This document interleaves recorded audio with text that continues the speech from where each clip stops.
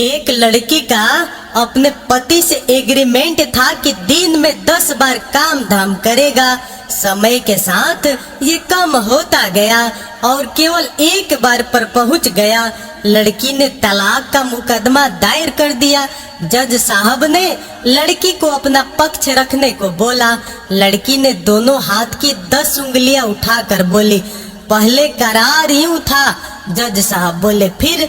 लड़की एक उंगली उठाकर बोली, अब करार यूं है। न्यायाधीश ने आदमी से अपना पक्ष रखने को बोला।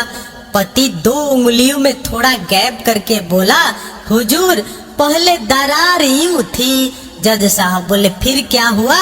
पति दोनों हथेलियों से गोला बनाते हुए बोला, हुजूर अब दरार यूं है। जज साहब ने फैसला सुनाया, जब दरार ही कायम नहीं है तो करार कैसे कायम रह सकता है और केस रद्द किया जाता है। एक जादूगर जादू दिखा रहा था।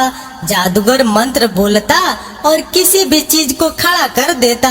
सबसे पहले उसने मंत्र बोला और एक लकड़ी के डंडे को खड़ा कर दिया, लेकिन जैसे ही उसके जादू को देखकर लोगों ने तालियां बजाई, वो डंडा नीचे गिर गया। ऐसे ही उसने केले को खड़ा किया, लेकिन जैसे ही लोगों ने तालियां बजाई, वो भी नीचे गिर गया।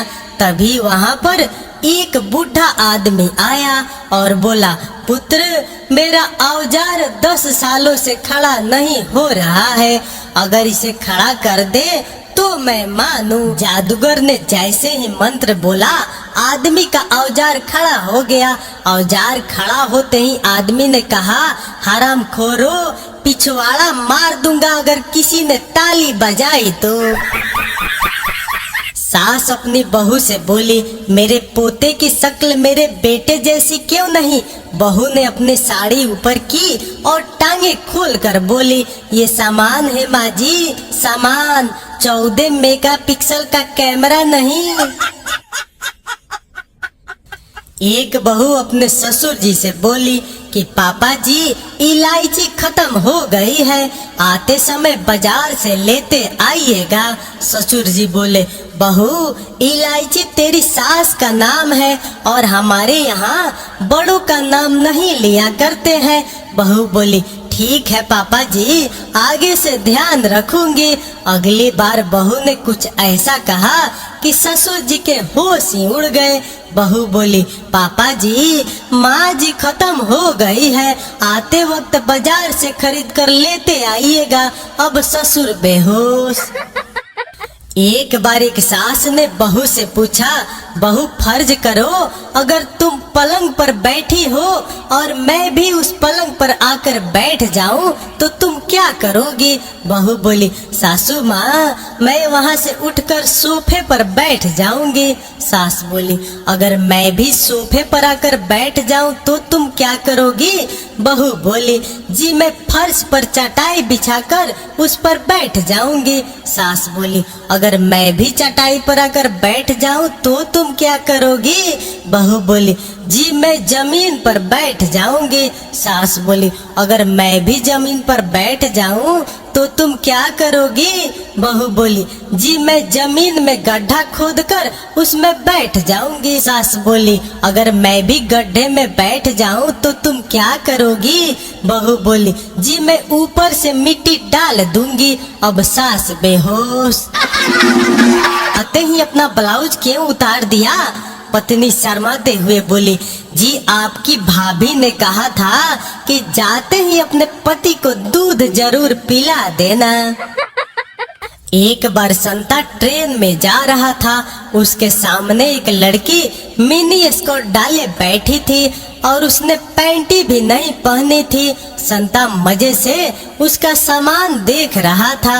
अचानक लड़की संता से बोली, क्या तुम मेरा सामान देख रहे हो? संता चौंक गया। लड़की बोली, कोई बात नहीं, देखो देखो बड़ी खास है। संता हैरान होकर बोला, अच्छा क्या खास है? लड़की बोली, मेरा सामान आंख भी मारती है, और उसने सामान से आंख मरवा दी। संता हैरान होकर देखता रह गया। लड़की बोली, मेरी सामान स्माइल भी पास करती है, और लड़की ने अपनी सामान हिला के स्माइल भी पास करवा दी। संता फिर से हैरान होकर देखता रहा। लड़की को अब ठरक चढ़ गई थी। वो बड़े ही प्यार से संता से बोली, इधर आओ और इसमें अपनी 2 उंगलियां डालो। संता हैरान होकर सीट से उछलता हुआ बोला, ओ तेरी, क्या ये सीटी भी मारती है? अब लड़की बेहोश। संता को जुड़वा बचे हुए। उसने उनका नाम रखा तारा और सितारा। संता को फिर से जुड़वा बचे हुए। उसने उनका नाम रखा पीटर और रिपीटर। संता को फिर से जुड़वा बचे हुए। उसने उनका नाम रखा मैक्स और क्लाइमैक्स। संता को फिर से जुड़वा बचे हुए। उसने इस बार उनका नाम रखा स्टॉप और फुल स्टॉप। पठान बोला, 5 रुपए देना। सिंधी बोला, दाई जेब से ले लो। पठान ने जेब में हाथ डाला तो जेब फटी हुई थी और औजार हाथ में आ गया। पठान बोला, नहीं है। सिंधी बोला, बाईं जेब देख। संता ने जेब में हाथ डाला तो यह जेब भी फटी हुई थी और औजार हाथ में आ गया।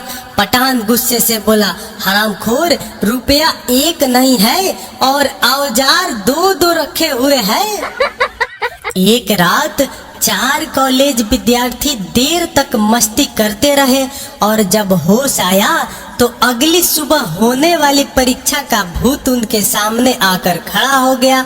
परीक्षा से बचने के लिए उन्होंने एक योजना बनाई। मैकेनिकों जैसे गंदे और फटे पुराने कपड़े पहनकर वे प्रिंसिपल के सामने जा खड़े हुए और उन्हें अपनी दुर्दशा की जानकारी दी।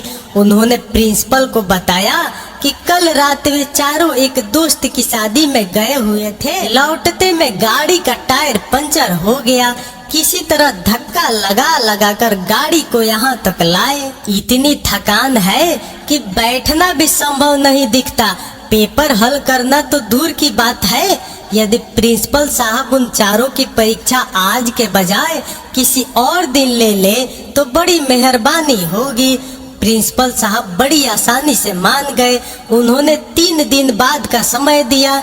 विद्यार्थियों ने प्रिंसिपल साहब को धन्यवाद दिया और जाकर परीक्षा की तैयारी में लग गए। 3 दिन बाद जब वे परीक्षा देने पहुँचे तो प्रिंसिपल ने बताया कि यह विशेष परीक्षा केवल उन चारों के लिए ही आयोजित की गई है। चारों को अलग अलग कमरों में बैठना होगा। चारों विद्यार्थी अपने अपने नियत कमरों में जाकर बैठ गए। जो प्रश्न पत्र उन्हें दिया गया उसमें केवल एक ही प्रश्न था, गाड़ी का कौन सा टायर पंचर हुआ था? 100 अंक। अ अगला बाया, ब अगला दाया, स पिछला बाया, द पिछला दाया। चारों फंस गए क्योंकि चारों का उत्तर अलग अलग था। आखिर गुरु गुरु ही होता है। इतने तेजस्वी लोग हैं हमारे पास। पप्पू पेड़ से गिरा और उसकी पिछवाड़ा फट गई। हॉस्पिटल में नर्स टाका लगाने आई और पूछी, कितनी खुली रखूं? पप्पू दर्द से तड़पते हुए बोला, जितनी आपकी है। नर्स 3 इंच और फाड़ के चली गई। सार, पिछवाड़ा फटी हो तो भी सोच समझकर बोलना चाहिए। पहली बार काम धाम करने के बाद लड़की डर से कभी अपने सामान को और कभी लड़के के औजार को देखकर रोने लगी। लड़का बड़ा हैरान हुआ और उसने पूछा, क्या हुआ? लड़की बोली, जब अंदर गया तो 6 इंच का था, बाहर आया तो 3 इंच का हो गया, बाकी कहाँ है? पत्नी को किसी किट्टी पार्टी में जाना था तो उसने अपने पति से पूछा, सुनो जी, मैं कौन सी साड़ी पहनूं, ये नीली वाली या लाल वाली? पति बोला, नीली वाली पहन लो। पत्नी बोली, लेकिन नीली वाली तो मैंने परसों भी पहनी थी। पति बोला, अच्छा तो फिर लाल ही पहन लो। पत्नी बोली, अच्छा अब यह बताओ लाल साड़ी के साथ सैंडल कौन से अच्छे लगेंगे, ये फूल वाले या प्लेन? पति बोला, प्लेन वाले। पत्नी बोली, अरे मैं पार्टी में जा रही हूँ, किसी कथा में नहीं, थोड़ी तड़क भड़क तो दिखनी चाहिए ना।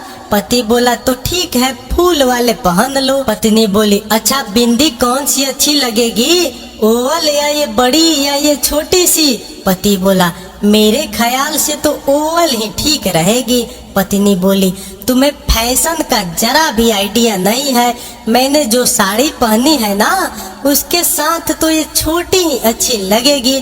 पति बोला, तो ठीक है छोटी बिंदी ही लगा लो। पत्नी बोली, अच्छा पर्स कौन सा जमेगा, यह क्लच या हैंड बैग?